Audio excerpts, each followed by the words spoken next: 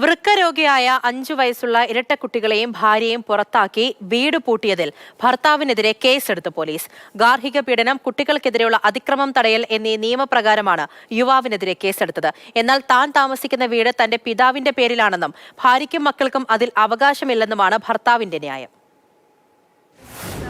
തിരുവനന്തപുരം വിഴിഞ്ഞം വെണ്ണിയൂർ വവ്വാമൂലയിൽ ഇന്നലെ രാവിലെയാണ് കേസിനാസ്പദമായ സംഭവം നടന്നത്. വൃക്കരോഗബാധിതയായ 5 വയസ്സുകാരിയായ ഇരട്ടക്കുട്ടികളെയും ഇവരുടെ മാതാവിനെയുമാണ് ഭർത്താവും കുടുംബവും കൈയൊഴിഞ്ഞത്. കോടതിയിൽ പോയി മടങ്ങി വന്നപ്പോഴാണ് വീട് പൂട്ടിയതായി ശ്രദ്ധയിൽപ്പെട്ടത്. ഹൈഡ്രോനെഫ്രോസിസ് ബാധിതയായ കുട്ടിയുടെ മരുന്നുകളും കുറിപ്പടികളും എല്ലാം വീടിനുള്ളിലായി. സ്ത്രീ പീഡനത്തിനും കേസെടുത്തിട്ടുണ്ടായിരുന്നു, സ്ത്രീധന പീഡനത്തിനും കേസെടുത്തിട്ടുണ്ടായിരുന്നു. എൻ്റെ 65 പവൻ്റെ സ്വർണം കൊണ്ടുപോയി എൻ്റെ ഭർത്താവ് കൊണ്ടുപോയി ഈ പണയം വച്ചിട്ട് തിരിച്ച് ചോദിച്ചപ്പോഴത്തേക്ക് എനിക്ക് വീട് വെച്ച് തന്നെന്നാണ് പറഞ്ഞത്. അങ്ങനെ ഒരു വീടേ വെച്ച് തന്നിട്ടില്ല. തുടർന്ന് പ്രദേശവാസികളാണ് വിഴിഞ്ഞം പോലീസിൽ കാര്യം അറിയിച്ചത്. അപ്പോൾ ഇവർ പുറത്തിറങ്ങുമ്പോൾ വളരെ പേടിച്ചിട്ടൊക്കെയാണ് പോയിക്കൊണ്ടിരുന്നത്. എന്ന് പറയുമ്പോൾ അവർക്ക് എപ്പോഴാണ് ഈ കതവ് പൂട്ടുന്നതെന്ന് പറഞ്ഞ് പേടിച്ചിട്ടാണ്. അപ്പോൾ ഈ അജിത്തിൻ്റെ അച്ഛനെ വിളിച്ചിരുന്നു, അവിടെ താമസിച്ചിരുന്ന.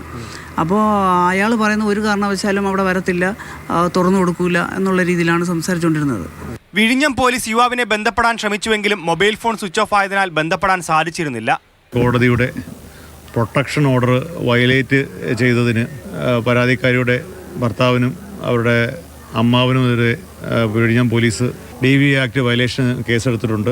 അതുപോലെ കുട്ടികൾക്ക് ആവശ്യമായിട്ടുള്ള മരുന്നുൾപ്പെടെയുള്ള കാര്യങ്ങൾ കൊടുക്കാതെ അവരുടെ വിദ്യാഭ്യാസം ഉൾപ്പെടെ നടത്താത്തതിനും JJ ആക്ട് വയലേഷനും കേസെടുത്തിട്ടുണ്ട്.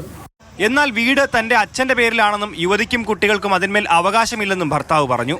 കുട്ടികളെ ഞങ്ങൾക്ക് തന്നെ ഞങ്ങൾ പരിപൂർണമായിട്ട് സംരക്ഷിക്കും. ഞാൻ മാസം തോറും പൈസ അയച്ചു കൊടുക്കുന്നുണ്ട്.